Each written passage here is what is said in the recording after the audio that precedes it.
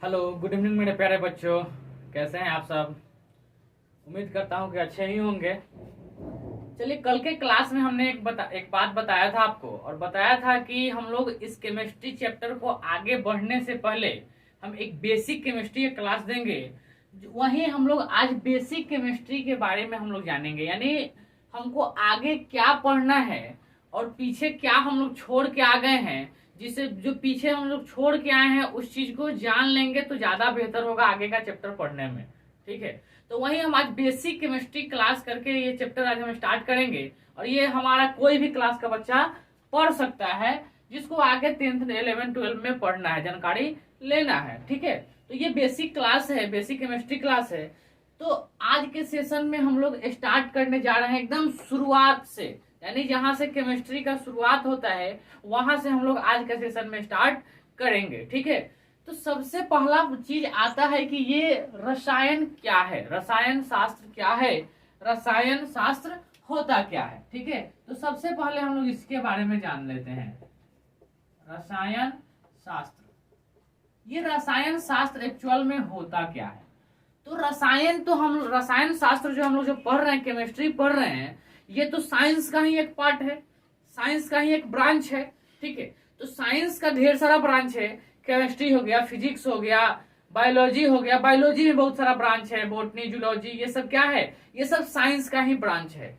तो हम कह सकते हैं कि रसायन शास्त्र जो है ना, विज्ञान की वैसी शाखा है, विज्ञान की क्या है, वैसी शाखा है जिसमें किसी पदार्थ, यानी इस रसायन शास्त्र में हम लोग क्या करते हैं, किसी भी पदार्थ के बारे में ही हम लोग जानते हैं, किसी भी पदार्थ के बारे में। वो पदार्थ कैसा है, किस चीज से मिलके बना है तो क्यों बना है, कोई दूसरा पदार्थ क्यों नहीं बना है। ठीक है, इसी चीज के बारे में, यानी किसी पदार्थ के बारे में, यानी किसी पदार्थ की कैसा संरचना है, यानी उसका बनावट कैसा है, उसका रंग कैसा है, उसका रूप कैसा है, उसका क्या विशेषता है, इसी के बारे में हम लोगों को इस रसायन शास्त्र में पढ़ना है। अतः हम कह सकते हैं कि रसायन शास्त्र विज्ञान की वैसी शाखा है, यानी वह शाखा है जिसमें हमें किसी पदार्थ के विशेषता, क्या विशेषता हम लोग लिखेंगे, विशेषता, संरचना इत्यादि के बारे में हमें जानकारी मिलती है।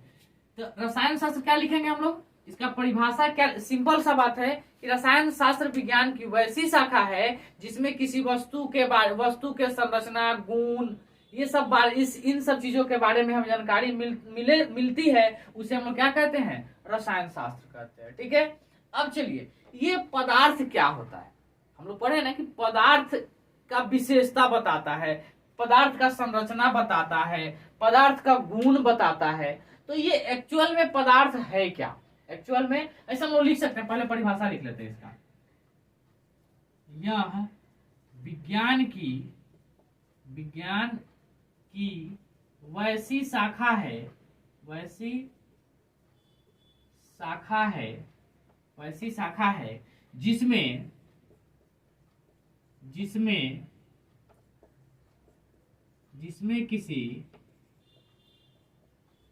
किसी पदार्थ की क्या संरचना,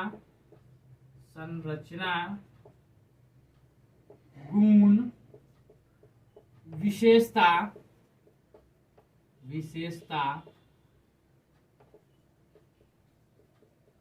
इत्यादि के बारे में जानकारी क्या, विज्ञान की वैसे जानकारी मिलती है। ठीक है, यह विज्ञान की वैसी शाखा है जिसमें किसी पदार्थ की संरचना, गुण, विशेषता, एक शब्द और लगा सकते हैं, बनावट, संरचना में ही बनावट हो जाता है, संरचना का मतलब ही होता है क्या, बनावट इत्यादि के बारे में जानकारी मिलती है, उसे हम लोग क्या कहते हैं, उसे रसायन शास्त्र कहते हैं, उसे रसायन शास्त्र कहते हैं, रसायन शास्त्र कहते हैं। ठीक है, अब आते हैं, हम लोग अभी समझ लिए कि पदार्थ के क्या संरचना, गुण, विशेषता, इन सभी बातों की जानकारी हमें जिस बुक से मिलती है उसे हम लोग क्या कहते हैं, रसायन शास्त्र कहते हैं। ठीक है, यह साइंस का ही यानी यह विज्ञान का ही क्या है, एक शाखा है, यानी विज्ञान का ही एक पार्ट है। ठीक है, अब एक्चुअल में यहाँ बात आता है क्या कि ये पदार्थ की संरचना, ये क्या होता है, पदार्थ की संरचना। तो ये पदार्थ क्या है, पदार्थ हम कहते किसको हैं, इसका क्या गुण है, क्या संरचना है, क्या विशेषता है, इसके बारे में तो जानना है। तो दुनिया में जितनी भी चीज है वो सब का सब क्या है, पदार्थ है। दुनिया में जितने भी चीज है इन सब को हम लोग क्या, जैसे ये पदार्थ है, ये पदार्थ है, वो पदार्थ है, सब का सब पदार्थ है, सब का सब पदार्थ है। यानी ये हवा भी हो सकता है, पानी भी हो सकता है, धरती भी हो सकता है, कलम भी हो सकता है, बोर्ड भी, यानी दुनिया ब्रह्मांड में जितना भी चीज है उस सब को हम लोग पदार्थ कहते हैं या कह सकते हैं। ठीक है, चलिए तो हम लोग ये जानते हैं ये पदार्थ है। ठीक है, अब हम लोग पदार्थ के बारे में जान लेते हैं। अब हम लोग क्या जान लेते हैं, देखिए ये सेशन थोड़ा सा लंबा होगा क्योंकि पूरे केमिस्ट्री को जितना हम लोग आगे पढ़ना है ना उस सबको एक संक्षिप्त रूप में हम लोग इसको पढ़ेंगे आज। ठीक है, आज के सेशन में थोड़ा सा लंबा होगा लेकिन पूरा देख लेंगे तो आपको 10th का केमिस्ट्री पढ़ने में आगे कहीं से कोई परेशानी नहीं आएगा। जो थोड़ा बहुत आएगा फिर उसको हम लोग आगे देखते चलेंगे। ठीक है, तो एक्चुअल में हम लोगों को इस पदार्थ के बारे में जानना है, क्या करना है, हमको इसके पदार्थ के बारे में जानना है। तो देखिए ये पदार्थ जो दुनिया का हर एक चीज पदार्थ कहलाता है। ठीक है, ये पदार्थ जो है ना ये अवस्था के आधार पर इस पदार्थ को हम लोग मुख्य रूप से 3 भागों में बांटते हैं। किसके आधार पे, अवस्था के आधार पर, अवस्था के, अच्छा ये तो डिफिनेशन है लेकिन हम लोग पहले इसको जान लेते हैं कि एक्चुअल में होता क्या। कहाँ गया साफ करने वाला जी,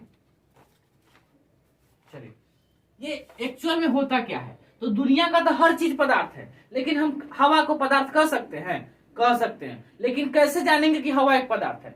तो पदार्थ जो है ना वैसा वस्तु, वैसा चीज जो क्या करता है, जो अवरोध उत्पन्न करता है, जो क्या करता है, अवरोध, कोई किसी प्रकार का बल लगाने पर वो क्या करता है, अवरोध उत्पन्न करता है। ठीक है, एक मिनट बच्चों, पदार्थ जो है सबसे पहले क्या करता है, सबसे पहले तो ये स्थान घेरता है, अवरोध माने रुकावट पैदा करता है, जिसमें कुछ ना कुछ वजन होता है, द्रव्यमान होता है, उस चीज को हम लोग पदार्थ कहते हैं।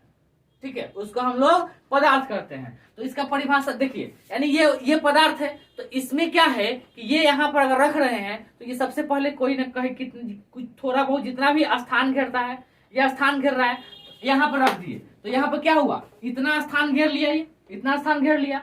अच्छा, इसमें कुछ ना कुछ वजन है, इसमें कुछ ना कुछ क्या है, वजन है। अब कहेंगे अवरोध माने रुकावट कैसे, तो रुकावट का मतलब क्या हुआ कि हम यहाँ पर इसको रखे, यहाँ पर इसको रखे, तो अगर यही क्या होता, हवा है, हवा में रखेंगे तो क्या हो जाएगा, नीचे गिर जाएगा। लेकिन यहाँ पर रख रहे हैं तो रख रहे हैं मतलब ये हाथ इसको क्या कर रहा है, इसको ये नीचे की ओर बल लगा रहा है, हाथ ऊपर की ओर बल लगा रहा है, मतलब ये क्या कर रहा है, रुकावट पैदा कर रहा है। जैसे इस रुकावट को हम लोग समझ सकते हैं, जैसे हम लोग आगे की तरफ जा रहे हैं, उधर से हवा तेजी से बह रहा है, मतलब क्या कर रहा है, हवा हमको रुकावट पैदा कर रहा है, ऐसा महसूस होता है ना। तो हम अगर तेज हवा है तो या तो रुक जाते हैं या तो फिर हवा के साथ साथ बह जाते हैं।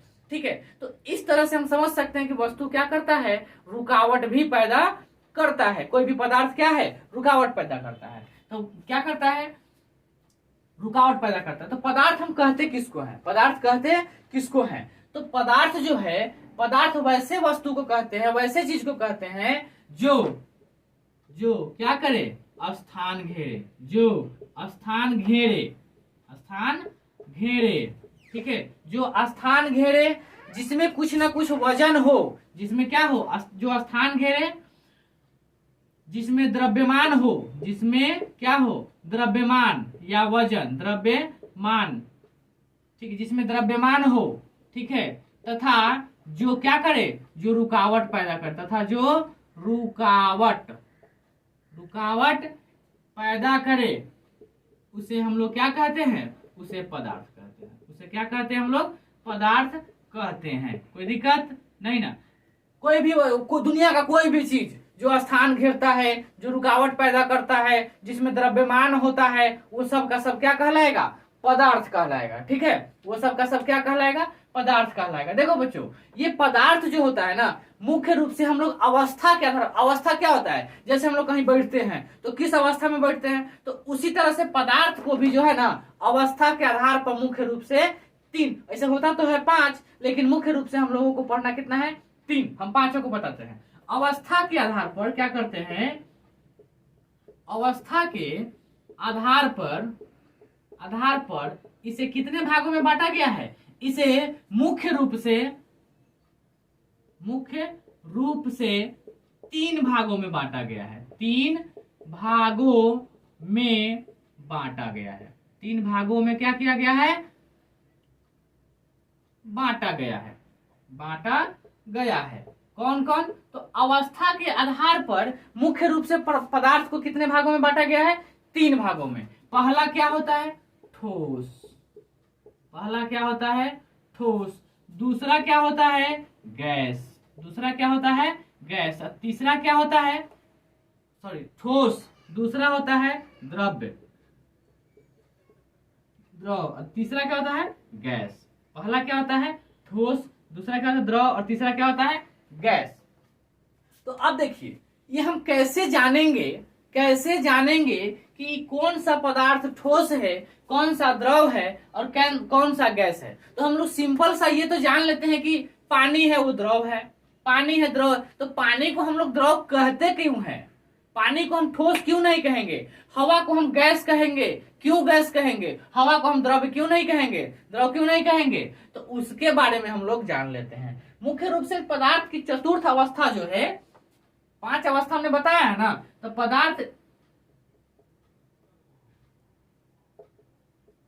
पदार्थ की चतुर्थ अवस्था क्या कहलाता है? चतुर्थ अवस्था प्लाज्मा कहलाता है।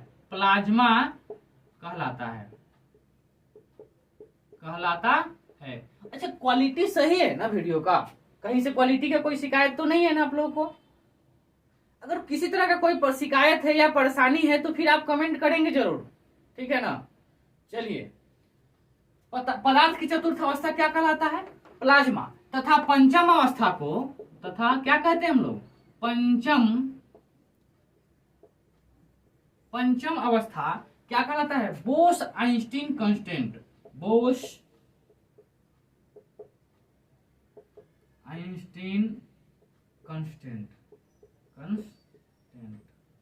ठीक है, बोस आइंस्टीन कांस्टेंट। ठीक है, तो ये पदार्थ का 5 अवस्था होता है मुख्य रूप से अवस्था के आधार पर। ठीक है, 5 रूप होता है। पहला को ठोस, 2 द्रव, गैस, 3 हो गया। चौथा को हम लोग प्लाज्मा कहते हैं और 5वां को हम लोग बोस आइंस्टीन कांस्टेंट कहते हैं। ठीक है, ये मुख्य रूप से प्लाज्मा जो होता है ना, काफी तेज ज्वलनशील होता है। जैसे हम लोग मरकरी वगैरह में भी इसका उपयोग करते हैं। ये सब आगे की बातें हैं, जैसे जैसे हम लोगों को आगे पढ़ना होगा वैसे वैसे हम लोग आगे की ओर जानेंगे। लेकिन मुख्य रूप से पदार्थ हमको कितना भाग में पढ़ना है?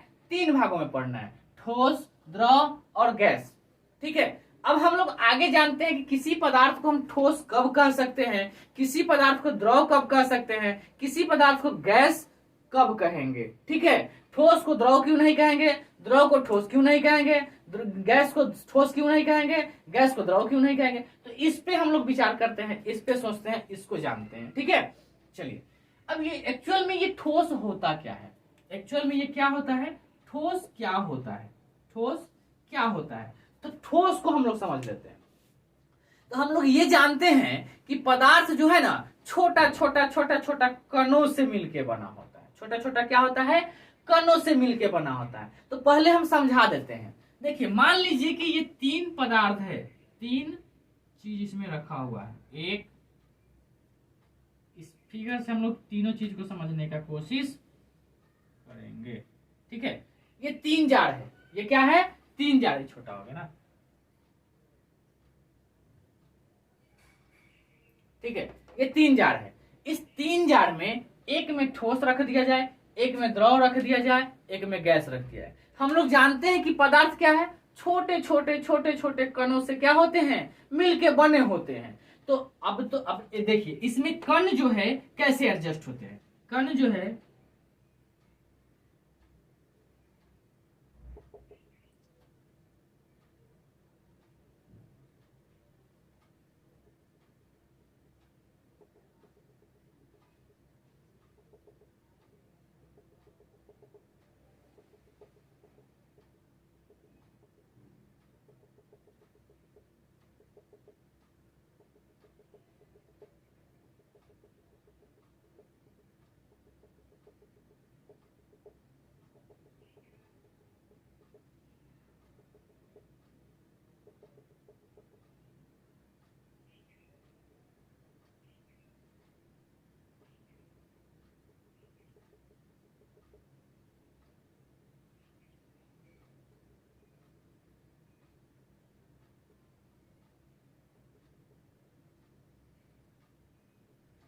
ये हो एक कण दिख रहा है ना, साफ साफ दिख रहा है ना।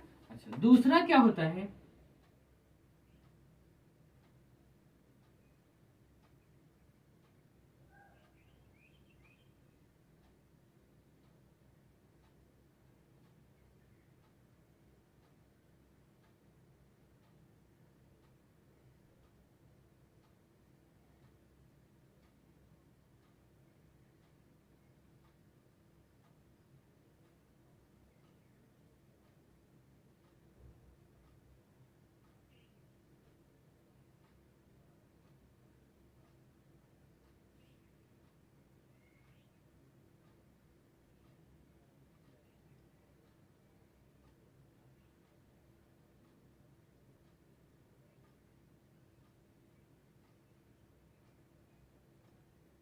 एक्चुअल में ये सब चीजें जो है ना, ये सब चीज आपको पढ़ना है नाइन्थ क्लास में, बहुत अच्छे से पढ़ना है। जो लोग नाइन्थ क्लास मिस कर दिए हैं तो हम प्रयास करेंगे आपको कि आपको यही बोलेंगे कि आप नाइन्थ क्लास का साइंस जो है ना उसको उठाकर एक बार जरूर पढ़ लेंगे।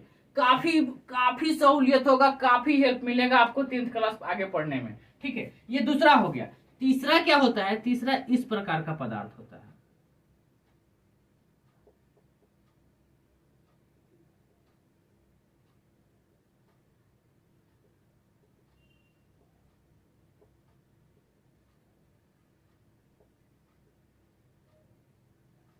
तीसरा ऐसा होता है, दिख रहा है आपको, क्या दिख रहा है, क्या अंतर आपको दिख रहा है इसमें, ये हमको बताइए, क्या अंतर दिख रहा है।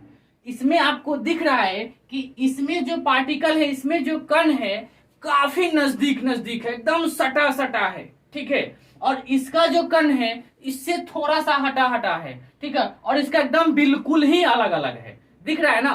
तो चलिए, इतना तक में कोई दिक्कत नहीं ना हुआ। अगर जो लोग नहीं लिखे स्क्रीनशॉट ले लीजिए। ठीक है, हम इसको मिटाते हैं, इसको रहने देंगे, आगे हम लोग इसी फिगर पे टोटल चीज समझ लेंगे, ठोस द्रव गैस को। ठीक है, चलिए इसको मिटाते हैं।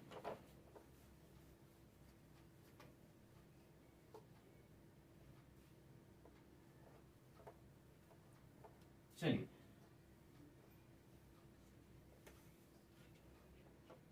अगला हम लोगों को पढ़ना था कि ठोस। ठोस, इस ठोस को जानने के लिए हम ये तीनों का तीनों क्या किए हैं, फिगर बनाए हैं। ठीक है, तो ठोस एक्चुअल में होता क्या है। अब ये पदार्थ को हम ठोस कहेंगे, क्यों कहेंगे।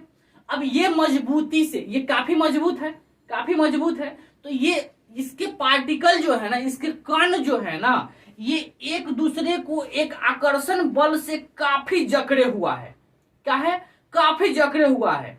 मतलब इसके बीच में एकदम जगह जो है नगण्य के बराबर है। यानी इस ठोस के जो कण होते हैं, इस ठोस पदार्थ के जो कण होते हैं, ये कण एक दूसरे के कण को आपस में इतना जोर से फोर्स लगा के पकड़े हुए रहता है कि एक दूसरे को छटकने फटकने भागने नहीं देता है। ठीक है, अतः ये क्या हो जाता है, ये ठोस हो जाता है। ये क्या हो जाता है, इतना मजबूती से पकड़े रहता है कि ये ठोस हो जाता है। ठीक है, ठीक है, लेकिन द्रव जो है ना, उसके कण के बीच में फोर्स जो है ना कम लगा होता है, किसके मुकाबले, ठोस के कण के मुकाबले। ठीक है, इस कारण से उसके कण जो है ना एक दूसरे पर ओवरलैप कर जाते हैं, एक दूसरे पे क्या जाते हैं, चढ़ जाते हैं, जिस कारण से उसमें क्या होता है, उसके कण जो है ना एक दूसरे को पकड़ने की कोशिश करता है, लेकिन उतना मजबूती से पकड़ के नहीं रख पाता है, अतः यह फ्लो करने लगता है। अतः यह क्या करने लगता है, फ्लो करने लगता है, बहने लगता है। ठीक है, तो द्रव का वो हो गया। अच्छा, तीसरा है कि तीसरा गैस का जो कण होता है, गैस का कण, गैस के कणों के बीच में जो आकर्षण बल होता है वो काफी कम होता है, काफी कम होता है, जिसका रीजन यह होता है कि उसके कण अपने आप से स्वतंत्र होते हैं, वो इसलिए उड़ने शुरू हो जाते हैं। ठीक है, तो अब हमको ये बताइए कि इसके कणों के बीच में रिक्त स्थान तो दिख रहा है, लेकिन न के बराबर।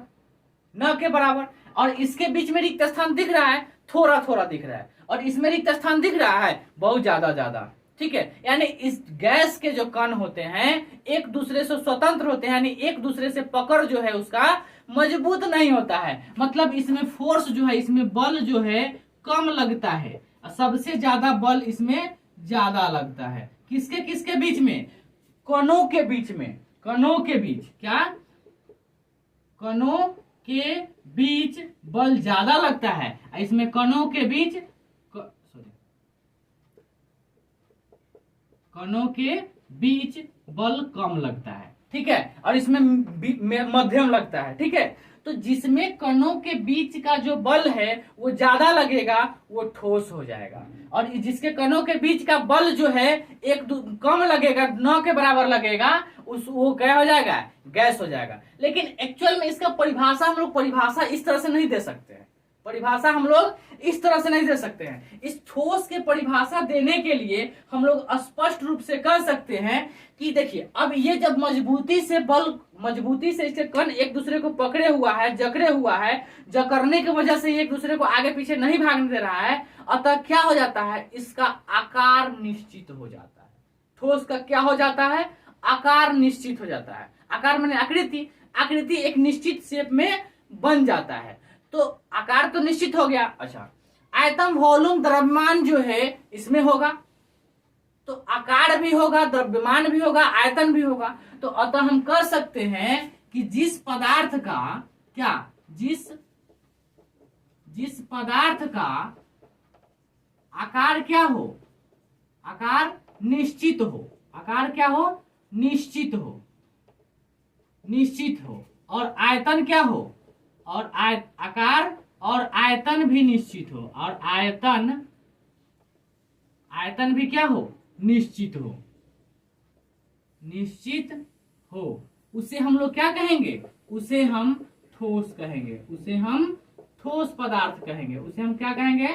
ठोस पदार्थ कहेंगे, कहते हैं। ठीक है, कोई दिक्कत नहीं ना? अब तो आकार कैसे निश्चित हो जाएगा? तो क्वेश्चन बनता है कि आकार निश्चित कैसे हो जाता है ठोस का?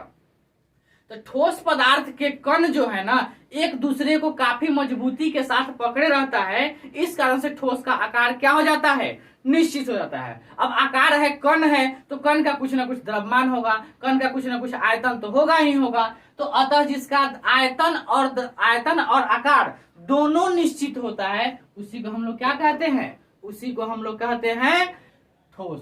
कोई दिक्कत नहीं ना? अच्छा, अब देखिए दूसरा क्या आता है। अच्छा, इंक डाल लेते हैं, 1 मिनट रुक जाओ बच्चों। चलो आगे देखते हैं। इंक हो गया, कम हो गया था इंक, गला गया। चलिए इंक खत्म हो गया। चलिए आगे हम लोग देखते हैं। ठोस तो पढ़ लिए, ठोस समझ में आ गया, किसी को कोई दिक्कत नहीं ना हुआ? यानी जिस पदार्थ के कणों के बीच आकर्षण बल ज्यादा होगा और रिक्त स्थान कम होगा। एक चीज समझ लीजिएगा, यहाँ अगर इसके बीच में फोर्स ज्यादा लग रहा है, कणों के बीच में फोर्स ज्यादा लगेगा, तो इसके बीच में रिक्त स्थान भी कम होगा। जिसमें फोर्स कम लगेगा उसके बीच में रिक्त स्थान भी क्या होगा? ज्यादा होगा। जिसमें मध्यम लगेगा उसमें रिक्त स्थान क्या हो जाएगा? कम हो जाएगा। तो इसके बीच दो कणों के बीच में जो बल लगता है उसको क्या कहते हैं, और दो कणों के बीच में जो स्थान होता है उसको क्या कहते हैं, इसके बारे में भी हम लोग जान लेंगे। ठीक है, पहले हम लोग ठोस द्रव गैस को जान लेते हैं अच्छे से। समझ में आ गया ना? क्लियर है ना कंसेप्ट कि ठोस किसको कहेंगे, द्रव किसको कहेंगे, गैस किसको कहेंगे? तो ठोस उसको कहेंगे जिसका आकार एवं आयतन दोनों क्या हो? निश्चित हो, और उनके कणों के बीच क्या हो? बल जो है ज्यादा लगा हुआ हो, आकर्षण बल जो है ज्यादा लगा हुआ हो, उसको हम लोग कहते हैं ठोस। अब आते हैं द्रव पर। अब आते हैं क्या? द्रव पे। तो जिस पदार्थ का क्या, जिस पदार्थ का, अब देखिए अब ये द्रव है, तो द्रव जो है इसका कण तो है थोड़ा अलग अलग है, यानी आकर्षण बल जो है इसके बीच में कम लगा हुआ है, मैंने कम के मतलब कहने का मतलब मध्यम लगा हुआ है। तो जब मध्यम लगा हुआ है तो द्रव ये हो गया। तो द्रव हो गया, तो इसको हम जिस बर्तन में डालेंगे उसी आकार का हो जाएगा, उसी आकार का। लोटा में डालेंगे तो लोटे के आकार का हो जाएगा। ठीक है, गिलास में डालेंगे तो गिलास के आकार का हो जाएगा, कटोरा में डालेंगे तो कटोरे के आकार का हो जाएगा। तो आकार इसका क्या होता है? चेंज रहता है। आकार क्या होता है? चेंज होते रहता है। ठीक, तो आकार जिसमें डालेंगे उसी शेप का हो जाएगा। तो वैसा पदार्थ जिसका आकार निश्चित नहीं हो लेकिन आयतन निश्चित होगा, उसका क्या होगा, आयतन निश्चित होगा। क्योंकि अगर मान लो कि 1 लीटर पानी लिए हैं तो 1 लीटर पानी लेते हो तो पानी 1 ही लीटर रहेगा, चाहे उसको कचोरा में डालो तब, चाहे गिलास में डालो तब, अच्छा छिपा में डालो तब, अच्छा किसी भी बर्तन में डालो तब। जिस आकार के बर्तन में डालेंगे उसी आकार का शेप धारण कर देगा, आकृति बन जाएगा। लेकिन आयतन तो 1 लीटर है, 1 लीटर अगर जल है तो 1 ही लीटर रहेगा। ठीक है, वो चेंज नहीं होगा। तो जिसका आकार अनिश्चित हो और आयतन निश्चित हो, जिसका क्या हो, आकार निश्चित और आयतन अनिश्चित हो, उसी को हम लोग कहते हैं क्या, उसको हम लोग कहते हैं द्रव। यानी जिस पदार्थ का आकार अनिश्चित ठीक है और आयतन क्या हो, और आयतन निश्चित हो, उसे हम लोग क्या कहेंगे, उसे द्रव कहेंगे, उसे द्रव कहते हैं। समझ में आ गया, उसे द्रव कहते हैं। ठीक, अच्छा तीसरा क्या है हम लोग जल्दी जल्दी जानते हैं। ठीक है, जहां से बहुत सारा चीज पढ़ना है अभी हम लोग को, इसी में रह जाएंगे। गैस क्या है, तो गैस का क्या होगा, क्या स्थिति होगा, इसका आकार होगा। गैस को तुम अगर खुला वायु में रखोगे तो क्या हाथ में रहेगा, नहीं ना, उड़ जाएगा। तो ना उसका आकार निश्चित होगा, ना आयतन निश्चित होगा। उसका ना आकार निश्चित होगा, ना आयतन निश्चित होगा। तो उसी को हम लोग कहते हैं क्या, आप गैस कहते हैं। यानी जिस पदार्थ का क्या, जिस पदार्थ का न तो आकार निश्चित होगा, न तो आकार निश्चित होता है और न ही क्या, न ही आयतन निश्चित होता है, उसे क्या कहते हैं, उसे हम लोग उसे गैस कहते हैं, कोई दिक्कत नहीं ना। अब चलिए, अब हम लोग तो ठोस द्रव गैस जान गए, लेकिन अब एक चीज और जान लेते हैं हम लोग, क्या कि किसी भी पदार्थ के जो कण होते हैं तो कणों के बीच लगने वाले, अगला टॉपिक क्या हम लोग पढ़ेंगे, पदार्थ के कणों के बीच लगने वाले बल को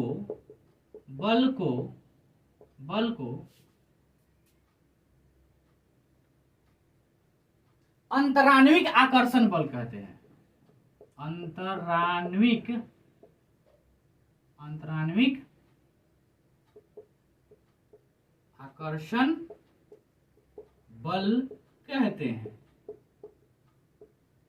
ठीक है, यानी इसके बीच में जो बल लगेगा दो कणों के बीच में, यानी पदार्थ के कणों के बीच लगने वाले बल को, इसका दो कण जो होगा ना उसके बीच में जो बल लगेगा, उस बल को हम लोग क्या कहते हैं, उस बल को हम लोग कहते हैं अंतराण्विक आकर्षण बल, इंट्रामोलिकुलर फोर्स कहते हैं। ठीक है, अच्छा अब उसके बीच में जो रिक्त स्थान होता है, जगह होता है, उस जगह को कहते हैं इंट्रामोलिकुलर स्पेस, अंतराण्विक स्थान। ठीक है, तो अब देखो इसका भी लिख देते हैं, इसको, ये ठोस है, ये द्रव है और ये गैस है, लिख लो, फिगर बना लो फटाफट। अगला स्टार पॉइंट में क्या पढ़ेंगे कि पदार्थ के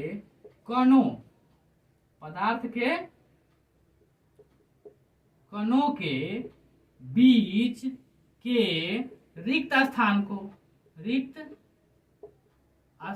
को अंतराण्विक स्थान कहते हैं। अंतराण्विक स्थान कहते हैं। ठीक है, यानी उसके बीच के स्थान को अंतराण्विक स्थान कहते हैं और उसके बीच लगने वाले बल को क्या कहेंगे, अंतराण्विक आकर्षण बल कहेंगे। ठीक है, यहां तक में कोई दिक्कत नहीं ना। तो अब हमको एक चीज ये बताइए कि ठोस पदार्थ के कणों के बीच इंट्रामोलिकुलर फोर्स यानी अंतराण्विक आकर्षण बल ज्यादा होगा कि गैस के बीच? ठोस पदार्थ में ठोस पदार्थ के कणों के बीच आकर्षण बल ज्यादा लगेगा कि गैस के बीच? तो ठोस के बीच।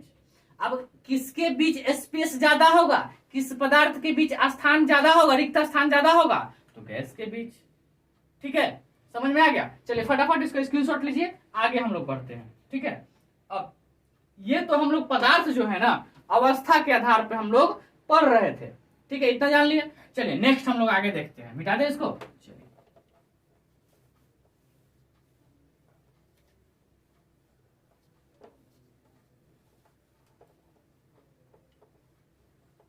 अब देखिए, अब शुद्धता के आधार पर पदार्थ कौन सा शुद्ध है कौन सा अशुद्ध है, इसके आधार पर हम लोग पदार्थ को भी अलग अलग भागों में बांटते हैं, मतलब दो भागों में बांटते हैं। ठीक है, अब ऐसे हम लोग क्या किए हैं, अवस्था के आधार पर क्या किए हैं, अवस्था के आधार पर पदार्थ को हम लोग कितने भागों में बांटे? मुख्य रूप से 3 भागों में बांटे, ठोस, द्रव और गैस। बांटे है ना? अच्छा, अब दूसरा, अब शुद्धता के आधार पर कैसे बांटेंगे? शुद्धता मतलब कौन शुद्ध है कौन अशुद्ध है, कैसे हम लोग बांटेंगे? तो पदार्थ को हम लोग 2 भागों में बांटते हैं। ठीक है, शुद्धता के आधार पे एक होता है शुद्ध पदार्थ और दूसरा होता है अशुद्ध पदार्थ। ठीक है, अब देखिए एक्चुअल में यहां तो हम लोग अवस्था के आधार पर ये पढ़ लिए। ठीक है, अब हमको शुद्धता के आधार पढ़ना है, तो शुद्धता के आधार पदार्थ 2 प्रकार के होते हैं, एक शुद्ध पदार्थ और दूसरा पदार्थ होता है क्या? अशुद्ध पदार्थ। अब हम लोग देखते हैं, अब ये शुद्ध पदार्थ जो होता है ना, शुद्ध पदार्थ तो एकदम शुद्ध होगा, शुद्ध होगा एकदम। ठीक है, जैसे हम लोग कहते हैं ना कि दूध एकदम शुद्ध दे रहा है, सोकर दूध दे रहा है, तो दूध तो दे रहा है लेकिन सोकर दे रहा है, सॉलिड दे रहा है। ठीक है, तो वो शुद्ध हो गया। मतलब क्या हुआ कि उसमें कहीं से कोई मिलावट नहीं है। दूसरा है कि अगर हम लोग कहेंगे कोई चाशनी होता है, चाशनी होता है ना जो चीनी और पानी का पाग होता है, उसको हम चाशनी बोलते हैं, तो चाशनी एकदम शुद्ध है कहता है, तो शुद्ध है तो कह दिया, लेकिन उसमें कैसे होगा? तो पानी को, अच्छा हम चाशनी बनाते हैं, 3 लीटर पानी ले लेते हैं, 1 केजी चीनी ले लेते हैं, उसका चाशनी बनाए, वो भी चाशनी शुद्ध हुआ। अच्छा, अगर हमसे कोई अलग लेता है, 2 केजी चीनी ले लेता है, 5 लीटर पानी ले लेता है, तो वो भी पदार्थ शुद्ध हो गया।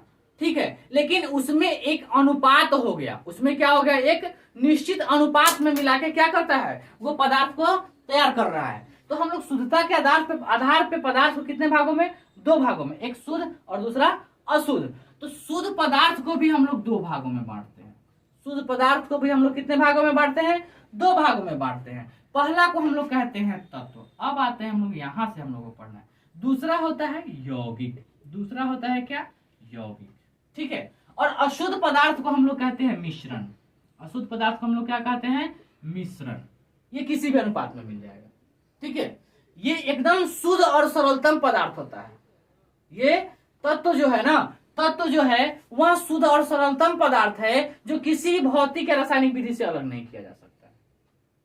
एकदम इसमें कहीं से कोई अलग करने की संभावना नहीं होता है। लेकिन यौगिक में क्या होता है कि इसी चीज को एक निश्चित अनुपात में मिला देते हैं, तो उसी को हम लोग क्या कहते हैं? यौगिक कहते हैं।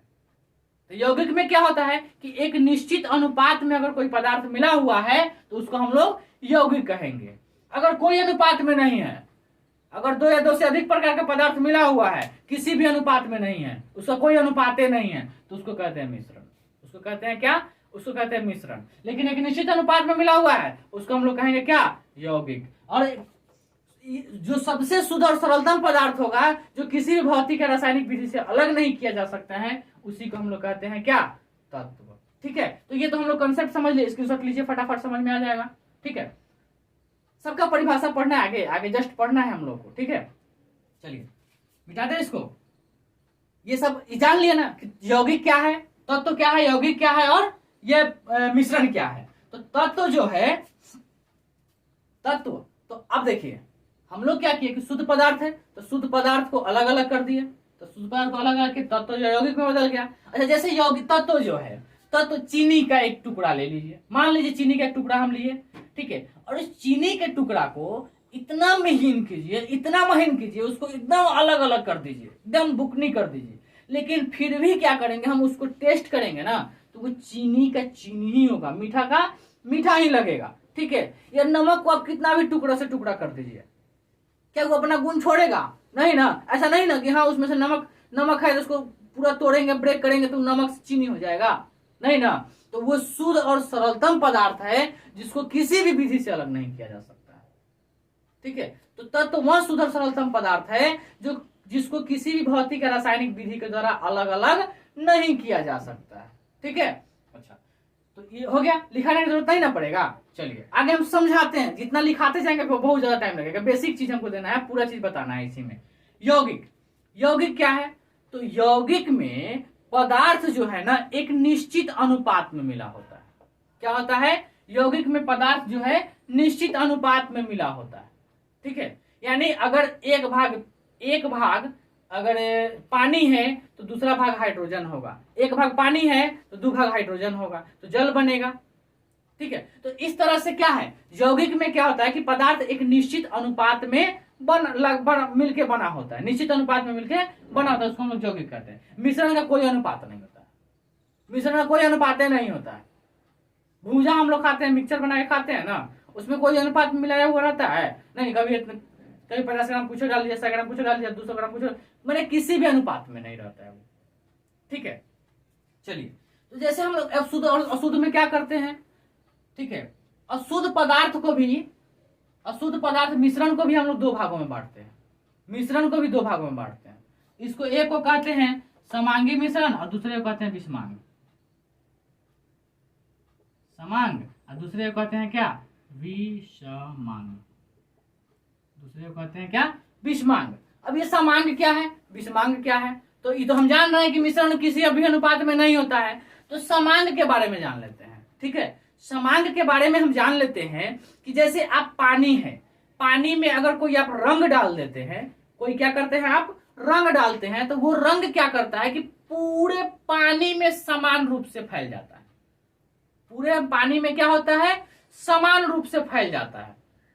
तो यानी मिश्रण में मिक्सचर पदार्थ का जो मिश्रित करने वाला जो पदार्थ है वो सभी जगहों पे अगर समान होगा तो उसको कहते हैं समान मिश्रण, ठीक है। यानी रंग डाल दिए तो पानी, अब ऐसा थोड़े ना कि ऊपर वाले साइड में ज्यादा गाढ़ा होगा, नीचे वाले साइड का कलर थोड़ा चेंज होगा, ऐसा नहीं ना। अगर रंग डाल दिया, मिला दिए, तो पूरा का पूरा हर जगह क्या हो जाएगा? रंग समान हो जाएगा, तो उसको कहते हैं हम लोग समांग मिश्रण। तो वैसा मिश्रण क्या होता है? वैसा मिश्रण जिसमें मिलाए हुए पदार्थ, मिक्स किए हुए पदार्थ सभी जगहों पे समान हो।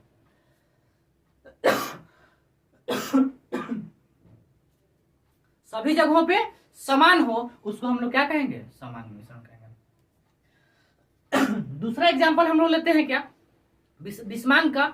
अब विषमांग में क्या होता है कि सभी जगहों पर मिश्रण की संख्या क्या हो? समान नहीं हो।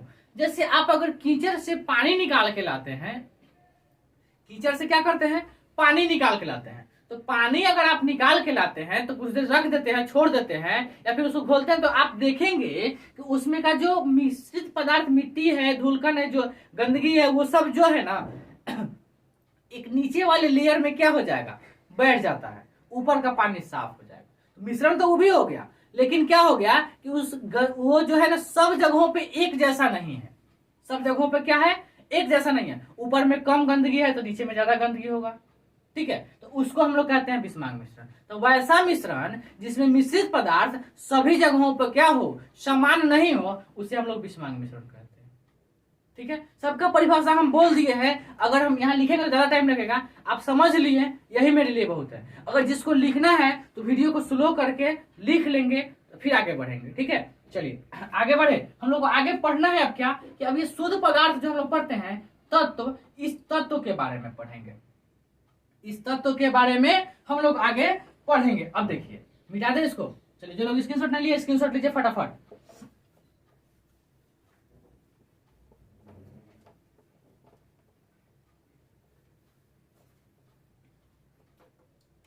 अब देखिए तत्व, ये तत्व क्या है, ठीक है। तो तत्व को हम लोग क्या अभी बताए हैं? तो तत्व वह शुद्ध और सरलतम पदार्थ है, वह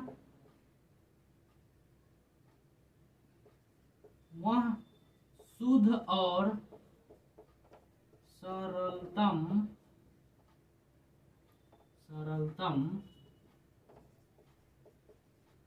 पदार्थ है जिसे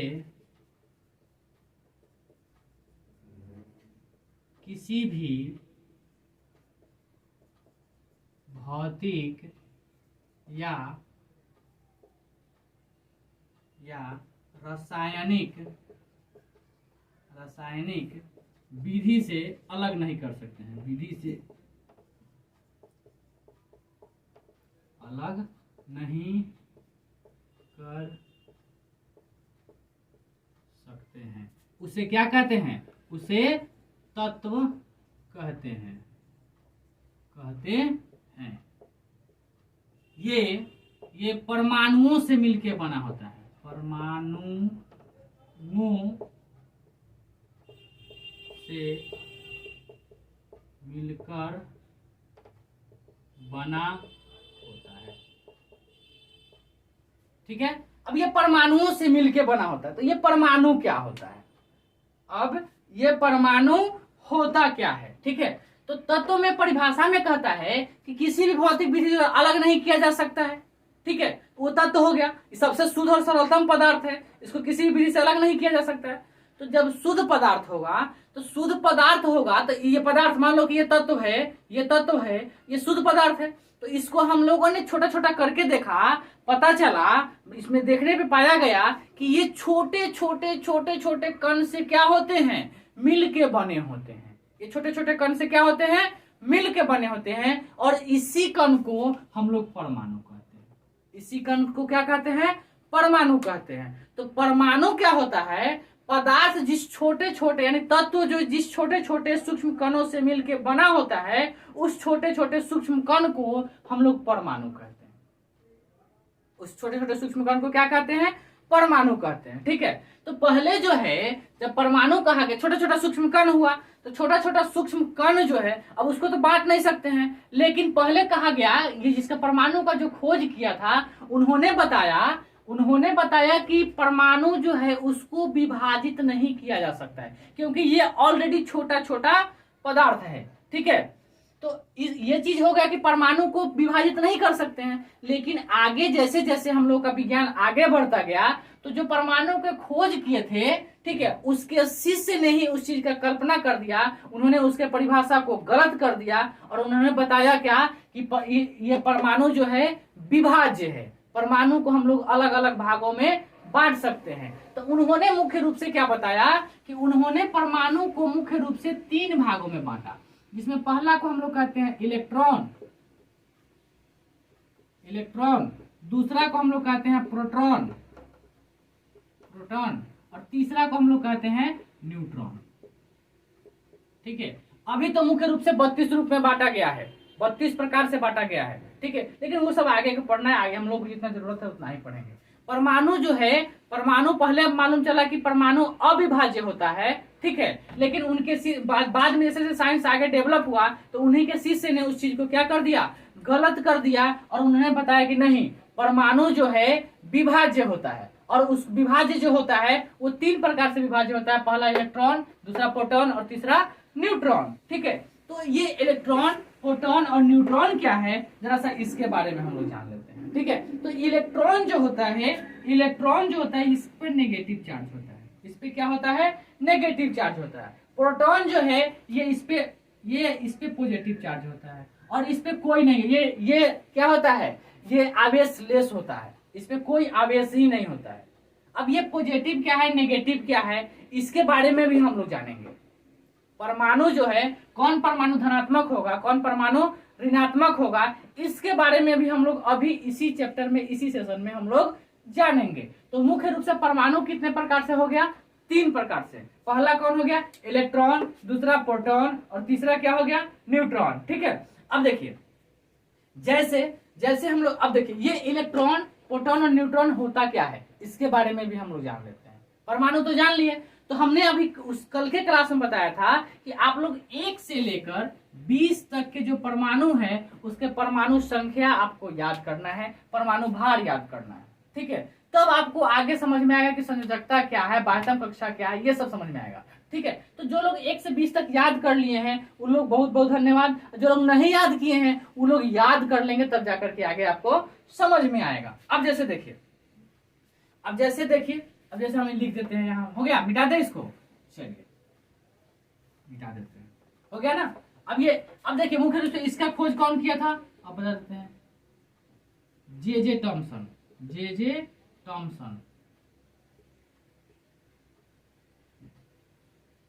इसका खोज क्या था, रदरफोर्ड।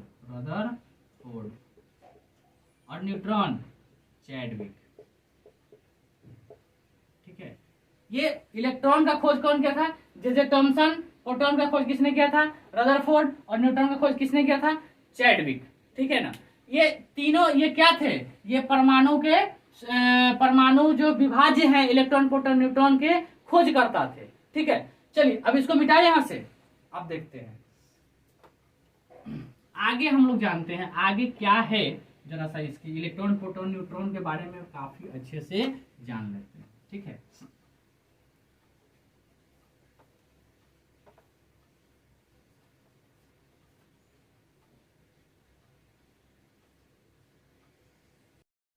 चलिए अब ये परमाणु जो है, परमाणु का खोज जो है ना, परमाणु का खोज किया था डाल्टन साहब ने। किसने किया था, डाल्टन ने किया था। क्या इसका खोज, डाल्टन ने इसका खोज किया था कब, 1803 में।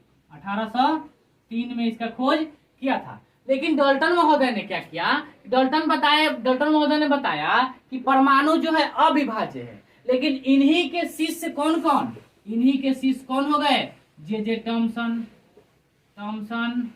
ठीक है, दूसरा कौन हो गया, रदरफोर्ड और चैडविक। ये इनके शिष्य थे और इन्होंने बताया कि नहीं, हमारे गुरुजी ने बताया कि वो परमाणु अविभाज्य है, लेकिन नहीं, उन्होंने गलत बताया और साबित भी कर दिया कि परमाणु विभाज्य है। तो परमाणु मुख्य रूप से कितने भागों में विभाज्य हुआ, परमाणु मुख्य रूप से 3 भागों में विभाज्य हुआ। परमाणु मुख्य रूप से कितने भागों में विभाज्य हुआ, 3 भागों में। पहला इलेक्ट्रॉन, दूसरा प्रोटॉन और तीसरा न्यूट्रॉन। ठीक है, चलिए अब ये इलेक्ट्रॉन पे हमने भी क्या बताया, इस पे माइनस चार्ज होता है, इस पे हमने क्या बताया, प्रोटॉन पे धन चार्ज आवेश होता है, और ये इस पे कोई आवेश नहीं होता, ये आवेशहीन होता है। ठीक है, अब देखिए, अब हम लोग परमाणु जो पढ़ रहे हैं, तो परमाणु में हम लोगों ने क्या पढ़ा था, परमाणु में हम लोगों ने पढ़ा था कि 1 से 20 तक, जैसे हाइड्रोजन, हीलियम, लिथियम। ठीक है, लिथियम कह रहा है जी, बेरिलियम। ठीक है, बेरिलियम के बाद boron, carbon, nitrogen, oxygen, fluorine, oxygen के बाद फ्लोरीन। ठीक है, फ्लोरीन के बाद आते हैं हम लोग क्या, नियॉन। फ्लोरीन के बाद नियॉन के बाद आते हैं सोडियम के बाद आते हैं हम लोग मैग्नीशियम के बाद आते हैं एल्यूमिनियम के बाद आते हैं सिलिकॉन। ठीक है, सिलिकॉन के बाद आते हैं हम लोग फास्फोरस के बाद आते हैं सल्फर, क्लोरीन, आर्गन। ठीक है, आर्गन। उसके बाद आते हैं हम लोग क्या, पोटेशियम के बाद आते हैं हम लोग कैल्शियम। मुख्य रूप से हम लोगों को कितना पढ़ना है, 20 पढ़ना है। मुख्य रूप से कितना पढ़ना है, तो इसका परमाणु संख्या 1, इसका 2, इसका 3, इसका 4, इसका 5, इसका 6, इसका 7, इसका 8, इसका 9, इसका 10, इसका 11, इसका 12, इसका 13, इसका 14, इसका 15, इसका 16, इसका 17, इसका 18, इसका 19 और इसका 20। ठीक है, तो मुख्य रूप से हमको यही पढ़ना है। तो डाल्टन साहब ने बताया कि परमाणु जो होता है अविभाज्य होता है, लेकिन अब उसमें जो खोज कर दिया गया उसके शिष्यों ने कि इलेक्ट्रॉन प्रोटॉन न्यूट्रॉन जो होता है वो होता है, तो उन्होंने एक परमाणु का मॉडल तैयार किया। किसने, इनके शिष्यों ने, जो चैडविक, जे थॉमसन और रदरफोर्ड, इन्होंने एक मॉडल तैयार किया कि वास्तव में ये परमाणु होता कैसा है, वास्तव में ये परमाणु होता क्या है, कैसा है। तो उन्होंने क्या तैयार किया कि उन्होंने एक परमाणु का मॉडल तैयार किया।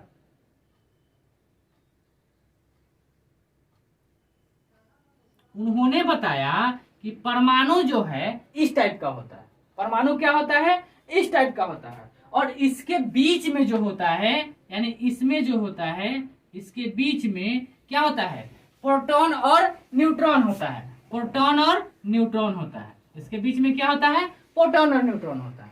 और इलेक्ट्रॉन जो होता है, इलेक्ट्रॉन जो होता है, इस चारों तरफ के जो कक्षा है इसमें ये चक्कर लगाते रहता है, इसमें क्या होता है, चक्कर लगाते रहता है। तो उन्होंने क्या बताया कि परमाणु के बीच में एक नाभिक होता है, नाभिक होता है, उस नाभिक में प्रोटॉन और न्यूट्रॉन जो होता है वो क्या होता है, विराजमान होता है। और इलेक्ट्रॉन जो है उस नाभिक के चारों ओर जितने भी कक्षा होता है, ये सब कक्षा है, ऑर्बिट है, इस कक्षा में इलेक्ट्रॉन क्या होते हैं, चक्कर काटते रहते हैं।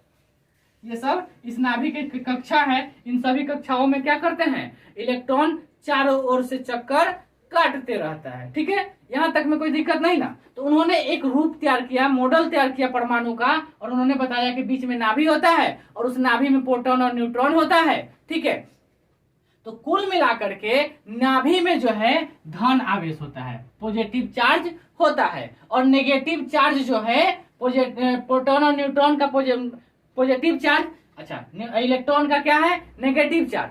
तो ये सब आपस में एक दूसरे को मजबूती से बांध के रखता है। ठीक है, अब चलिए, अब हम लोग क्या करें, अब देख लीजिए, परमाणु जो होता है, परमाणु जो होता है तो उसका एक नंबर है। तो परमाणु, किसी भी परमाणु में इलेक्ट्रॉन, प्रोटॉन और परमाणु संख्या, इलेक्ट्रॉन, प्रोटॉन और परमाणु संख्या क्या होता है, तीनों बराबर होता है। इलेक्ट्रॉन, प्रोटॉन और परमाणु संख्या क्या होता है, तीनों बराबर होता है। ठीक है, तीनों क्या होता है, बराबर होता है। ठीक है, तो हम इसको साइड में कहीं लिख देते हैं। परमाणु में क्या होता है, परमाणु में इलेक्ट्रॉन की संख्या बराबर प्रोटॉन की संख्या बराबर क्या, इलेक्ट्रॉन की संख्या, प्रोटॉन की संख्या और परमाणु संख्या तीनों क्या होता है, बराबर होता है। इलेक्ट्रॉन की संख्या, प्रोटॉन की संख्या और परमाणु संख्या तीनों बराबर होता है। ठीक है, यहां तक में कोई दिक्कत नहीं ना। अब देखिए, अब क्या होता है, अब बात आता है क्या कि अब ये जो है किसी भी परमाणु का, कोई भी परमाणु क्या परमाणु का क्या बिहेव होता है, क्या गुण होता है। ठीक है, तो हर परमाणु जो है ना, ये कक्षा है ना, तो इलेक्ट्रॉन क्या करेगा, चारों ओर चक्कर काटेगा। तो चारों ओर जब चक्कर काटेगा तो इलेक्ट्रॉन का संख्या हम कैसे पता करेंगे कि कै गो इलेक्ट्रॉन इसमें है, यानी कै गो कक्षा में घूम रहा है। तो परमाणु का गुण होता है कि वो अपने आप को चाहेगा कि परिपूर्ण कर ले, अपने आप को चाहे, जैसे मनुष्य का गुण होता है ना, कितना भी कुछ किसी चीज का पूर्ति हो जाएगा, हमेशा कहेगा कि हमको ये चीज कमी है, वो चीज कम है, हमको पूरा माने हमको संतुष्टि नहीं मिल रहा है। तो उसी तरह से हर परमाणु चाहता है कि हम अपने आप को पूर्ण हो जाए। तो परमाणु पूर्ण कब होता है कि जब उसके पास 72 कक्षा में 8 इलेक्ट्रॉन होता है। ठीक है, 72 कक्षा में क्या होता है, 8 इलेक्ट्रॉन होना, यानी 8 पूरा लेगा तो चाहेगा कि हम अब पूर्ण हो गए, उसको अब किसी चीज की कमी नहीं रहती है। ठीक है, तो अब ये 8 क्या है, अब आप पूछेंगे कि 8 अष्टक क्या है, डुएट क्या है, तो इसके बारे में बताते हैं। तो किसी भी परमाणु का जो परमाणु संख्या होगा, किसी भी परमाणु का जो परमाणु संख्या होगा, उसी को हम लोग कहते हैं कि उस परमाणु में उतना ही इलेक्ट्रॉन भी होगा, उतना ही क्या होगा, इलेक्ट्रॉन भी। जो परमाणु संख्या होगा उतना ही इलेक्ट्रॉन का संख्या होगा। ठीक है, उतना ही न्यूट्रॉन का संख्या, उतना ही प्रोटॉन की संख्या भी होगा। ठीक है, न्यूट्रॉन आवेशहीन होता है। चलिए, उसके बाद हम लोग अब जान लेते हैं, इसको हम लोग कहते हैं कक्षा। तो कक्षा जब है तो ये आपका पहला कक्षा हो गया, ये दूसरा कक्षा हो गया, ये तीसरा कक्षा हो गया, ये चौथा कक्षा हो गया। ठीक है, तो परमाणु संख्या में जो इलेक्ट्रॉन, यानी परमाणु संख्या जो होगा वही संख्या न कक्षा में विराजमान होगा, वही संख्या ना, यानी जितना, अगर मेरे पास 10 रुपया है तो हम 10 रुपया को हमको आगे वाले कक्षा में बांटना है, तो हमारे पास 10 रुपया है तो अगला बेंच पे जो लड़का बैठ, अगला कक्षा में जितना है उसको बांटेंगे, फिर उसके बाद वाले कक्षा में भी बांटना है, उसके बाद वाले भी कक्षा में बांटना है। तो हर कक्षा का एक लिमिट होता है, हर कक्षा का क्या होता है, एक लिमिट होता है। उसी लिमिट को पूरा करना ही इलेक्ट्रॉनिक विन्यास कहलाता है। क्या कहलाता है? इलेक्ट्रॉनिक विन्यास। यानी हर कक्षा अपने आप को जब पूर्ण होता चला जाएगा तो इलेक्ट्रॉनिक विन्यास उसी चीज को कहते हैं। ठीक है, जैसे हम अब एग्जांपल देंगे तब आपको समझ में आएगा। ठीक है, जैसे अब मान लीजिए कि सोडियम है, मान लीजिए क्या है, Na, सोडियम है। तो सोडियम का परमाणु संख्या कितना होता है? 11। सोडियम का परमाणु संख्या कितना होता है? 11। अतः कह सकते हैं कि इसके पास इलेक्ट्रॉन का संख्या भी कितना होगा? 11 होगा। 11 होगा ना। तो अब देखिए, अब 11 होगा तो अब किस कक्षा में कितना इलेक्ट्रॉन हो सकता है अधिक से अधिक, हम जरूरी थोड़े ना है कि हम ये कक्षा 1 2 3 4 5, हम काहे हम इसमें 2 इलेक्ट्रॉन रखेंगे, काहे हम इसमें 8 गो नहीं रख सकते हैं। तो सबका एक मेथड है, सबका एक रूल है। तो उसका एक फॉर्मूला क्या होता है? 2n²। उसका फॉर्मूला क्या होता है? 2n²। अब n क्या है? कक्षा का संख्या है। जहां n क्या होगा, क्या, जहां n बराबर कक्षा की संख्या, कक्षा की संख्या। अगर पहला कक्षा है, पहला कक्षा है तो 2 × 1 का स्क्वायर करेंगे तो 2 होगा। मतलब पहला कक्षा में अधिक से अधिक 2 ही इलेक्ट्रॉन रह सकता है। पहला कक्षा में क्या होगा? अधिक से अधिक 2 ही इलेक्ट्रॉन रखता है। तो पहला कक्षा अपना 2 इलेक्ट्रॉन निकाल लेगा, उसके बाद वाले को ट्रांसफर कर देगा। तब दूसरा कक्षा में कितना रह सकता है अधिक से अधिक इलेक्ट्रॉन? तो 2 × 2 का स्क्वायर, तो 2 दूना 4 दूना 8। तो दूसरा कक्षा में हम अधिक से अधिक कितना इलेक्ट्रॉन रख सकते हैं? 8 इलेक्ट्रॉन रख सकते हैं। तीसरा कक्षा में हम लोग कितना अधिक से अधिक इलेक्ट्रॉन रख सकते हैं? तो 2 × 3 का स्क्वायर, 3 3 9 दूना 18। इसी प्रकार से हम लोग प्रत्येक कक्षा में अधिक से अधिक कितना इलेक्ट्रॉन रख सकते हैं, तो इस फॉर्मूला से हम लोग क्या कर सकते हैं? निकाल सकते हैं। ठीक है, तो अब मान लीजिए कि सोडियम के पास कितना इलेक्ट्रॉन है? सोडियम के पास 11 इलेक्ट्रॉन है। सोडियम के पास कितना इलेक्ट्रॉन है? 11 इलेक्ट्रॉन है। तो 11 इलेक्ट्रॉन है, खूब ध्यान से समझिएगा, 11 इलेक्ट्रॉन है। तो इसको पहला कक्षा में कितना इलेक्ट्रॉन रखेंगे? 2 ही रख सकते हैं। उससे ज्यादा रखने की कैपेसिटी तो दूसरे किसी के पास नहीं है, पहला कक्षा के पास नहीं है कि उसे दूसरे ज्यादा इलेक्ट्रॉन रख सके। तो पहला कक्षा में 2 इलेक्ट्रॉन रख लिया। दूसरे को कितना भेजेगा? 9 भेजेगा। 9 भेजेगा तो दूसरा कक्षा अधिक से अधिक कितना इलेक्ट्रॉन रख सकता है? 8 ही रख सकता है ना, उससे ज्यादा तो नहीं रख सकता है, उससे ज्यादा नहीं रख सकता है। तो जब ये 2 हो गया तो दूसरा 8 रख दिया, तो 8 और 2 10 हो गया। बच कितना गया? एक इलेक्ट्रॉन बच गया। तो लास्ट वाले कक्षा में 1 इलेक्ट्रॉन रखा जाएगा। ठीक है, लास्ट कक्षा में कितना इलेक्ट्रॉन रखा जाएगा? 1 रखा जाएगा। ठीक, चलिए, तो ये समझ में आ गया। तो यही इसी को कहते हैं हम लोग इलेक्ट्रॉनिक विन्यास। इसी को कहते हैं क्या? विन्यास। विन्यास। ठीक है, ये जब हमको डीपली पढ़ना होगा तो फिर हम पढ़ा देंगे। ठीक है, ये विन्यास होता है किसी भी चीज का। अगर आपको मैग्नीशियम ले लो, Mg, मैग्नीशियम का परमाणु संख्या कितना होता है? 12। तो 12 होता है तो इसका इलेक्ट्रॉनिक विन्यास कितना हो जाएगा? तो 2 को रख दिए पहलका में, 8 को रख दिए दूसरका में, तो 2 8 10 हो गया। अब बाद वाला में कितना रखा जाएगा? 2 रखा जाएगा। ठीक है, तो 2 रखा गया तो यही इसका इलेक्ट्रॉनिक विन्यास हो गया। यही क्या हो गया? इसका इलेक्ट्रॉनिक विन्यास हो गया। तो आपको मुख्य रूप से 20 तक का इलेक्ट्रॉनिक विन्यास पढ़ना है और 20 तक का परमाणु संख्या आपको याद करके रखना है। ठीक है, 20 तक में कहीं से कोई दिक्कत नहीं होगा। 21 जो है, 21 से आगे जो है आपको 12 में पढ़ना है, जो थोड़ा सा उसका रूल मेथड आगे चेंज हो जाता है। ऐसे पढ़ना आपको 18 तक ही है, पढ़ना आपको कहां तक है? 18 तक ही है। ठीक है, चलिए, अब यहां तक तो समझ में आ गया। जहां नहीं समझ में आएगा मैसेज करेंगे, कमेंट करेंगे। ठीक है, चलिए, दूसरा क्या है? अब देखिए, ये तो हमने विन्यास निकाल दिया, ये तो विन्यास निकाल दिया। तो ये बाह्यतम कक्षा में, अब इसका बाहरी कक्षा क्या हो गया? ये हो गया। इसका बाहरी कक्षा ये हो गया। तो बाहरी कक्षा में जितना इलेक्ट्रॉन विराजमान होता है, ठीक है, उसी इलेक्ट्रॉन को हम लोग कहते हैं संयोजकता। उसी को क्या कहते हैं? संयोजकता। ठीक है, यानी किसी परमाणु के बाह्यतम कक्षा में जितना इलेक्ट्रॉन विराजमान होता है या विद्यमान होता है या उपस्थित होता है, उसी इलेक्ट्रॉन को हम लोग कहते हैं क्या? संयोजकता। अब ये संयोजकता करता क्या है? ये संयोजकता करता क्या है, इसके बारे में जान लेते हैं। अब इसका, अब ऐसे हाइड्रोजन है। अब देखिए, ये संयोजकता जो होता है, संयोजकता। तो हर परमाणु, हमने क्या कहा है कि हर परमाणु चाहता है कि हम अपने आप को पूर्ण हो जाए। तो पूर्ण होने के लिए बाह्यतम कक्षा में 8 इलेक्ट्रॉन का होना जरूरी है, सिर्फ हीलियम को छोड़ के, सिर्फ हीलियम को छोड़ के। ठीक है, तो जितने भी अक्रिय गैस होते हैं, जितने भी क्या होते हैं, अक्रिय गैस होते हैं, उन सभी के बाह्यतम कक्षा में 8 इलेक्ट्रॉन होते हैं। ठीक है, तो जो परिपूर्ण होते हैं उसी को अक्रिय गैस की श्रेणी में रख दिया गया है, उसी को अक्रिय गैस की श्रेणी में रख दिया। वो किसी भी रासायनिक अभिक्रिया में भाग नहीं लेता है, मतलब वो अपने आप को परिपूर्ण है। ठीक है, वो अपने आप को क्या है, परिपूर्ण है। उसको कभी किसी बाहरी किसी से रिएक्शन करने का, अभिक्रिया करने का कोई जरूरत नहीं पड़ता है। ठीक है, यहां तक में समझ में आ गया ना। तो अब देखिए, अब तो ये समझ गए कि किस कक्षा में कितना इलेक्ट्रॉन अधिक से अधिक रह सकता है, किस परमाणु का क्या इलेक्ट्रॉनिक विन्यास होगा, ये समझ में आ गया। संयोजकता क्या होता है, तो संयोजकता बाह्यतम कक्षा में उपस्थित इलेक्ट्रॉन का संख्या होता है संयोजकता। ठीक है, अब चलिए इतना तो समझ गए।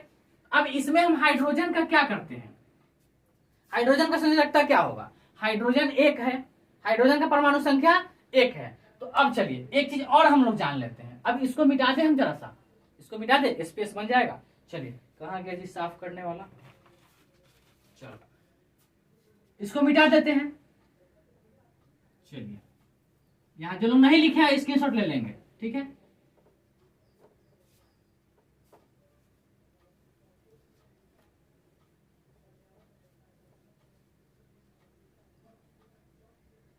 अब देखिए जरा सा हम लोग नाम लिखना सीखते हैं, कैसे लिखेंगे। तो जो संयोजकता होता है ना, संयोजकता से ही डिपेंड करता है कि हम उसका नाम कैसे लिखेंगे, संयोजकता से ही डिपेंड करता है कि हम उसका नाम कैसे लिखेंगे। तो मान लीजिए संयोजकता क्या है, तो किसी भी परमाणु के बाह्यतम कक्षा में जो उपस्थित इलेक्ट्रॉन होगा वही संयोजकता होगा। ठीक, तो मान लीजिए कि ए कोई वस्तु है और बी कोई वस्तु है, ए कोई वस्तु है और बी कोई वस्तु है, इसका संयोजकता m है और इसका संयोजकता n है। ठीक है, तो ये इस मिल करके क्या बनाएगा, ए बी तो बनाएगा। तो इसका संयोजकता इसके माथा पैर में, इसका संयोजकता इसके पैर में आ जाएगा। ठीक है, तो AN BM हो जाता है इसका नाम।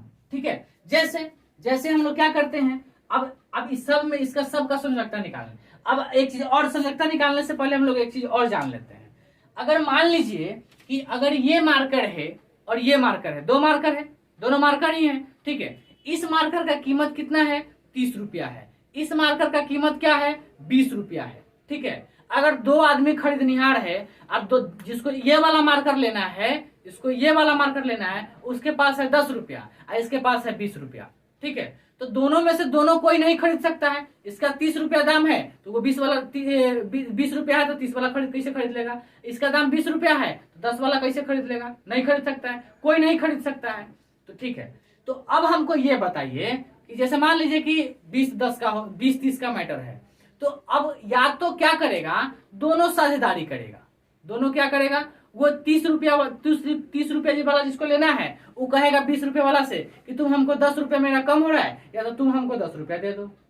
ठीक है, तो 20 वाला भी कहेगा कि तुम हमको 10 रुपया कम पड़ रहा है, तुम हमको 10 रुपया दे दो। तो साझेदारी होगा, दोनों का बराबर बराबर है, तो कोई देना नहीं चाहेगा, कोई देना नहीं चाहेगा।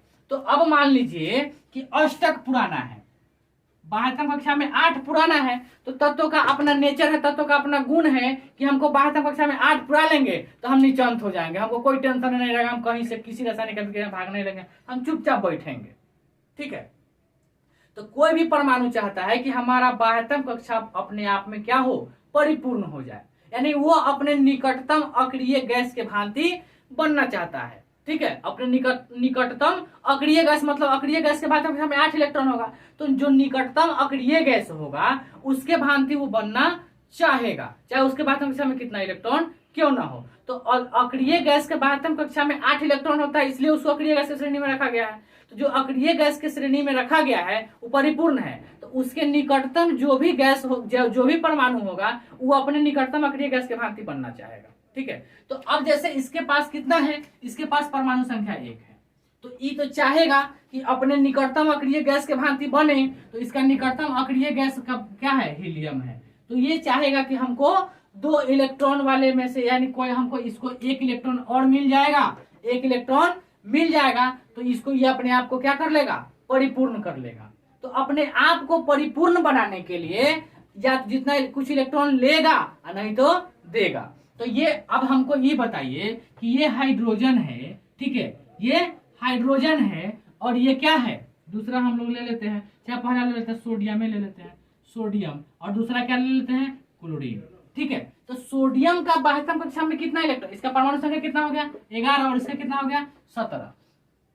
तो ई चाहेगा इसका क्या हो जाएगा 2 8 1। ई चाहेगा कि हम अपने आप को अष्टक बना ले, हम हमारे बाह्यतम कक्षा में 8 इलेक्ट्रॉन हो जाए, ठीक है। और ई चाहेगा इसका क्या होगा 2 8 7। इहो चाहेगा कि हमको भी क्या हो जाए, हमको भी बाहरी कक्षा में 8 इलेक्ट्रॉन हो जाए, ठीक है, हो जाए। तो अष्टक पुराना चाहेगा, सबको अपने आप को परिपूर्ण होना चाहेगा। तो अब हमको ये बताइए कि इसको कितना का कमी हो रहा है, इसको 7 गो का कमी हो रहा है। ये चाहेगा कि हमको कोई 7 गो दे दे, ठीक है, और ये चाहेगा कि हमको कोई एगो दे दे, ठीक है, 1 इलेक्ट्रॉन हमको दे दे। तो अब हमको आप ये बताइए कि इसको 7 गो लेना वाजिब होगा कि इसको एगो दे देना वाजिब होगा। ये सोडियम 1 इलेक्ट्रॉन दे देना, यानी मान लीजिए कि इसको कलम खरीदना है, इसको 8 रुपया चाहिए, और इसको भी कलम खरीदना है, इसको भी 8 रुपया चाहिए, ठीक है। तो ये 1 रुपया देना आसान है कि 7 रुपया लेना आसान है? कलम खरीदने के लिए 1 रुपया देना आसान होगा कि 7 रुपया लेना आसान होगा?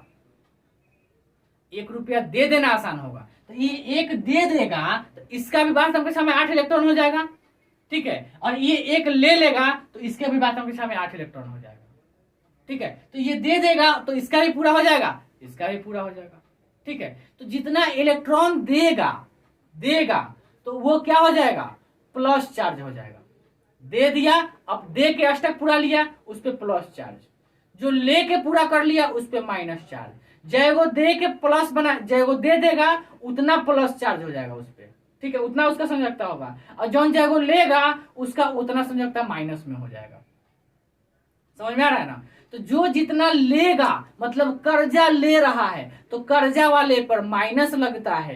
कर्जा वाले को क्या करते हैं हम लोग, माइनस लगाते हैं। तो कर्जा वाला जो होगा वो माइनस चार्ज होगा। आपका जो कर्जा लेगा वो माइनस चार्ज, और जो देगा उस पर प्लस चार्ज। तो देने वाले पे प्लस चार्ज होता है और लेने वाले पे माइनस चार्ज होता है। तो जय को प्लस चाहे जय को माइनस होगा, यानी जय को इलेक्ट्रॉन दे सकता है, जय को इलेक्ट्रॉन ले सकता है, वही उसका संयोजकता हो गया, ठीक है। तो ये हाइड्रोजन जो है इसके बाह्यतम कक्षा में इसका निकटतम अक्रिय गैस हीलियम है। तो ये हीलियम की भांति बनना चाहेगा तो ये 1 इलेक्ट्रॉन दे भी सकता है और 1 इलेक्ट्रॉन ले भी सकता है। तो इसका संयोजकता कितना हो गया, 1 हो गया, ठीक है। ये 2 है तो ये 2 दे भी सकता है, 2 ले भी सकता है, ठीक है। तो इसका संयोजकता 2 हो गया। लिथियम, तब ये 2 और 1 है।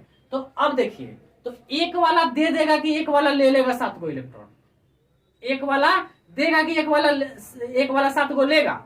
तो 1 वाला 7 गो इलेक्ट्रॉन, सॉरी 1 गो इलेक्ट्रॉन देने का कोशिश करेगा, दे देगा, इसलिए इसका संयोजकता कितना हो जाएगा, 1 हो जाएगा। उसी तरह से इसका क्या हो जाएगा, 2, इसका 4 है तो 2 और 2। अब आप कहिएगा कि ये भी तो हीलियम के भांति बनाना चाहेगा, तो हीलियम के भांति नहीं, इसका ये अपने आप को अष्टक बनाना चाहेगा, क्योंकि ये इसका गुण है कि जो भी परमाणु होता है वो अष्टक अपने आप को बनाना चाहता है। तो इसका संयोजकता बाह्यतम कक्षा में कितना हो गया, 2। इसका कितना हो जाएगा, 2 और 3। तो इसका 3 इलेक्ट्रॉन दे सकता है, ये दे सकता है ना, कम है तो दे सकता है। इसका संयोजकता कितना हो जाएगा, 3। अब 6 है तो 2 और 4, तो ये तो न दे सकता है और न ले सकता है क्योंकि 4 को देगा तो 4 को लेगा भी।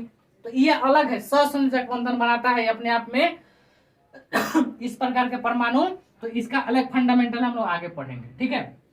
7 है तो 2 और 5 2 और 5, तो इसको क्या को जरूरी है अष्टक बनाने के लिए, तो 3 गो का, 3 गो लेगा तो इसका संयोजकता कितना हो जाएगा, 3। तो 3 लेगा, 3 क्या करेगा, लेगा, इस पर कौन सा चार्ज होगा, माइनस। ये दे रहा है प्लस, ये दे रहा है प्लस, ये दे रहा है प्लस, ठीक है। उसी तरह से इस सब का संयोजकता निकल जाएगा, इस सब का संयोजकता निकल जाएगा, कोई दिक्कत नहीं ना।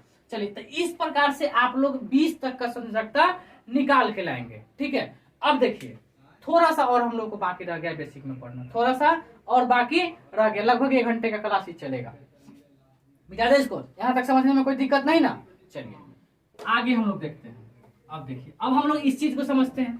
तो जिसका संयोजकता जितना होगा वो पता रहेगा, तभी हम किसी चीज का नाम लिख सकते हैं, तभी हम किसी चीज का क्या कर सकते हैं, नाम आसानी से लिख सकते हैं। जैसे hydrogen H2 + O2, hydrogen oxygen मिला, बनाया। अब देखिए ये क्या बनाएगा, ये क्या बनाएगा, तो जल बनाएगा, HO बनाएगा, हाइड्रोजन ऑक्साइड बनाएगा। अब इसका संयोजकता कितना होता है, हाइड्रोजन का संयोजकता 1 होता है, ऑक्सीजन का संयोजकता कितना होता है, 2 होता है। तो अब हम क्या बताए हैं कि इसके माथा पर का इसके पास है, इसके माथा पर का इसके पास, तो ये इधर आ जाएगा तो 2 और ये इधर चल जाएगा तो 1, तो 1 लिखते नहीं है, इसलिए क्या हो गया, ये हाइड्रोजन ऑक्साइड हो गया, जल बना दिया। ठीक है, समझ में आ गया। जैसे आप देखिए Na + Cl, sodium plus chlorine Cl2, Na + Cl2, ये दोनों बनाया तो NaCl बनाएगा, NaCl बनाएगा। अब देखिए, अब Na का संयोजकता कितना होता है, तो हम लोग अभी पढ़े हैं, Na का सोडियम का कितना होता है, 11 होता है, तो 2 8 1, 2 8 1, इसका संयोजकता कितना हो गया, 1, तो इसका संयोजकता हो गया 1। और क्लोरीन का कितना होता है, 17 होता है, तो 2 8 7, तो ये 7 है, इसका संयोजकता कितना है, 7, तो ये 7 है, तो 1 इलेक्ट्रॉन लेगा, 1 इलेक्ट्रॉन क्या करेगा, लेगा, तो लेगा, तो ये 1 इलेक्ट्रॉन, इसका संयोजकता कितना हो जाएगा, 1 माइनस हो जाएगा। तो ये अब इस पे भी माइनस है, तो ये इस पे आएगा, ये इस पे जाएगा, ये इस पे आएगा, इस पे जाएगा, तो NaCl बनाएगा, NaCl बनाएगा, कोई दिक्कत नहीं ना। तो संयोजकता जब तक पता नहीं रहेगा तब तक हम लोग नाम आगे नहीं लिख सकते हैं, नाम हम लोग आगे नहीं लिख सकते हैं। समझ में आ गया। चलिए इतना तक कोई दिक्कत नहीं ना। चलिए अब एक चीज और आता है आगे। अब एक बच्चा हमसे पूछ रहा है क्या कि सर हाइड्रोजन जो है H2 के रूप में ही क्यों होता है, H2 के रूप में ही क्यों होता है। ठीक है, अब देखिए हाइड्रोजन है और ये हाइड्रोजन, 2 हाइड्रोजन है। ठीक है, एक ही हाइड्रोजन को समझिए पहले। ठीक है, ये हाइड्रोजन है, तो हाइड्रोजन का संयोजकता कितना होता है, परमाणु संख्या 1 होता है, परमाणु संख्या क्या होता है, 1 होता है। तो ये 1 परमाणु लेकर के क्या करेगा, ये तो न इसके काम का है, ये देगा तो भी किसी का काम का नहीं होगा। यानी हाइड्रोजन को देगा, जैसे हाइड्रोजन है तो ये 1 इलेक्ट्रॉन रख के कुछ कर भी नहीं सकता है, इसको या तो 1 चाहिए अथवा इसको त्यागना पड़ेगा, तो त्याग देगा तो इसके पास कुछ बचेगा नहीं। तो इसलिए क्या करता है कि ये इस हाइड्रोजन से कहता है कि तुम्हारे पास भी एगो है, मेरे पास भी एगो है, दोनों गोरा मिल जाते हैं, दोनों गोरा क्या करते हैं, मिल जाते हैं। तो ये कहता है हाइड्रोजन का एगो हो गया, ठीक है, और ये हाइड्रोजन का एगो इस पे हो गया, ठीक है, तो ये इस पे काम घूमेगा, ये इस पे घूमेगा, लेकिन क्या करेगा, एगो घूमने से कौन फायदा है, अपने आप को परिपूर्ण बनाएगा नहीं, इसको 2 चाहिए, इसको भी 2 चाहिए। तो ये क्या कहता है कि तुम अपने इलेक्ट्रॉन को थोड़ा सा आगे बढ़ा दो। ठीक है, ये क्या कहता है कि तुम अपने इलेक्ट्रॉन को थोड़ा सा आगे बढ़ा दो। ठीक है, तो ये इसी पथ पे ऐसे घूमेगा, ये इसी पथ पे ऐसे घूमेगा। ठीक है, तो अब क्या कहता है कि यहाँ पर 2 हो गया, मान लीजिए कि एगो इसका यहाँ हो गया, एगो इसका यहाँ हो गया, ठीक है, और एगो यहाँ पर हो गया। ठीक है, तो ये क्या करेगा कि इसमें तो 2 घूमना चाहिए, 2 घूमेगा तब अपने आप को परिपूर्ण होगा। तो ये क्या करता है, ये अब ऐसे घूमना शुरू कर देता है, ये क्या करता है, ऐसे घूमना शुरू कर देता है। ठीक है, और इसका दूसरा का भी क्या है, दूसरा का भी इसको ऐसे ही घूमना शुरू कर देता है।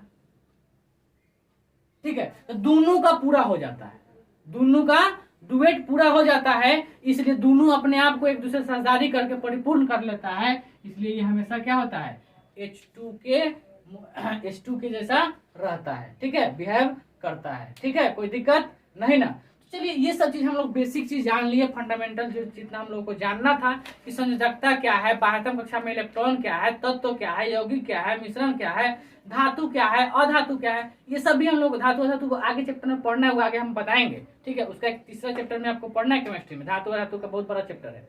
ठीक है, उसमें हम लोग पढ़ेंगे। आज हम लोग का सेशन यहीं पे खत्म करते हैं, इतना ही रहने देते हैं। इतना जान लेने के बाद हम लोग कंटिन्यू ऑफ क्लास चलेगा आगे जो चल रहा है। ठीक है, तब जो लोग चैनल, आज वीडियो अच्छा लग रहा है तो सबको लाइक कर देंगे, शेयर कर देंगे और बच्चों तक जरूर पहुंचा देंगे इसको, ठीक है। सब्सक्राइब जितना आप अधिक से अधिक करेंगे वहीं आपका प्यार मेरे लिए है, ठीक है। सब्सक्राइब जरूर कर दीजिए। चलिए, हम लोग पढ़ाई के साथ साथ दूसरा कुछ का बात नहीं करेंगे, हम लोग इसमें सिर्फ पढ़ाई ही करेंगे, ठीक है। बाद बाकी बहुत सारे समय बचे हुए हैं आगे बात करने के लिए, ठीक है। चलिए, जो लोग टेलीग्राम से नहीं जुड़े हैं वो लोग टेलीग्राम से जरूर जुड़ जाएंगे। जिनको जो प्रॉब्लम होगा आप टेलीग्राम में बता सकते हैं, या फिर वीडियो के डिस्क्रिप्शन बॉक्स में उसका लिंक दिया हुआ, वहां से जाकर जुड़ सकते हैं, या इस वीडियो के डिस्क्रिप्शन में आप इस वीडियो के कमेंट बॉक्स में आप कमेंट करके भी जरूर पूछ सकते हैं, ठीक है। चलिए, ठीक है, तब तक आज के सेशन में बस इतना ही। तब तक के लिए गुड बाय।